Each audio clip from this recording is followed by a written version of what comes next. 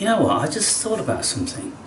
I just thought I'm going to do an Awake and Brave washing up and tidying up his kitchen video. Fuck yeah. Who's done that before? It's the first ever. You find another video on the internet of somebody washing up and I will pleasure you, whoever you are. You find it! Find it! Look people, there's a certain art in lots of things, and when we are dealing with cleanliness, being close to godliness, it's an operation, and we have to check that everything is just fine, and rinsing all of the things once you've washed them to take detergent. Now I know that there's lots of people that are very, very bad at washing up, and you could actually benefit from taking lessons. So I will give lessons. That's a new business line. I will give you lessons how to clean your kitchen and your bathroom. And so I'll charge, let's say, £25 an hour. How's that? That's a deal. The first person on the internet to give instruction into how to maintain one's cleanliness in one's home in a proper British style. So first, what you do is you have copious amounts of fresh, warm, clean water in the sink, and you have a detergent. And here I'm using this variety of Magnum detergent, which I find is very, very good. And so I use that in liberal amounts. And then, every time I pick up a utensil, I make sure that everything is meticulously cleaned, because we don't want no grime or no little pesky bits of food which are going to go rotten and cause us an illness. You see? It's very important, people. When I was growing up, I grew up in a large family. I have 11 brothers and sisters. And so, in a family home like that, everything had to be run shipshape. And my mother, looking back now, my stepmother, she was probably OCD. Because everything, she had a ritual every single day.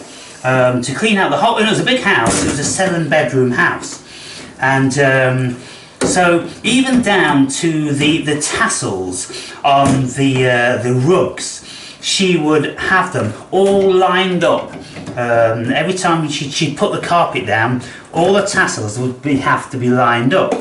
But I'm with her on that one, because if I had tassels on a rug, then I'd be bothered about that. Because if you lay a rug down, then some of them are underneath, some of them are this way, some of them are that way, and it's quite unsatisfying.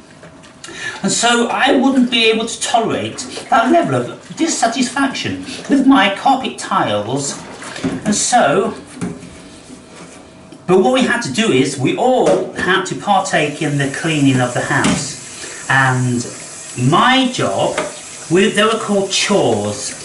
And because my old man was quite wealthy, relatively, we used to get a lot of pocket money. And not as a kid, they never got any pocket money, or they got it sporadically. But we used to get ours guaranteed every single week, and during the summer holidays, our pocket money used to go up. Because the old man's logic was, well, you're out and about, and you're going to be wanting to buy more sweets. And so he'd double the pocket money during the 8-week summer holidays.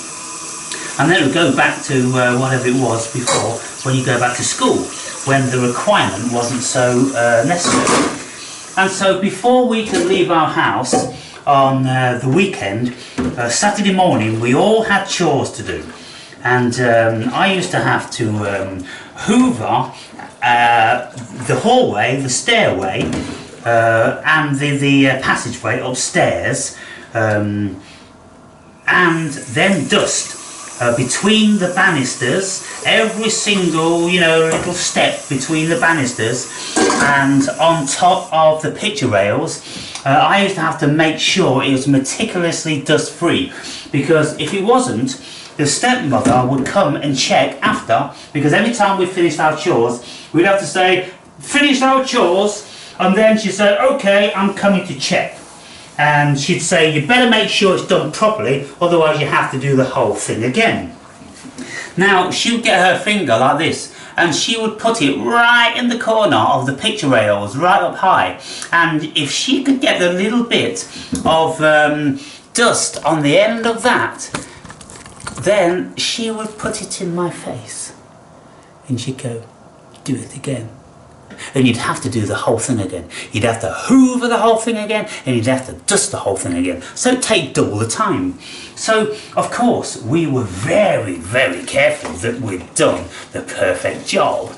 And so, when I later then became a furniture remover, when I had my own business, and I would be privy to hundreds, I think I moved about 1,000 people's homes, and I would go in and I would often do the whole packing, but if I didn't do the whole packing of everything, then you'd move the furniture and you'd see how people lived, and you'd see how dirty many people were, and then you get to learn about OCD, because you'd go in some people's houses and it's perfect, and I'd be like, fuck, did you have the same stepmom as me?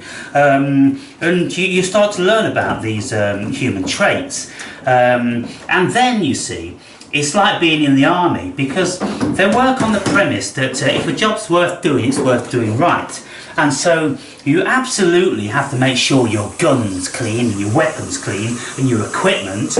And so this is why they were so emphatic about your bed being made in a proper way, because of course in a regiment things have to be regimented, and you can't have one stinking dude not making his bed, because that same dude wouldn't be cleaning his gun. And then when he's out on the battlefield, his gun would jam because he's been a lazy twat, and then that would put you at risk as well as his comrades.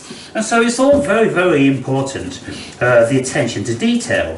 But these days, you see, very few people have the attention to detail. They haven't been schooled. In the old days, people were meticulous. People would go to boarding schools, and it was the same in those sort of places. And so, Jordan Peterson, coming from the old school, in one of his books, the main premise of it was stand up with a straight back and clean up your fucking room already. Because if you can't do that, you ain't doing shit in this life. And the reason why he was so emphatic about that is because he actually had one of his psychoanalysis clients that went to him for therapy, and he was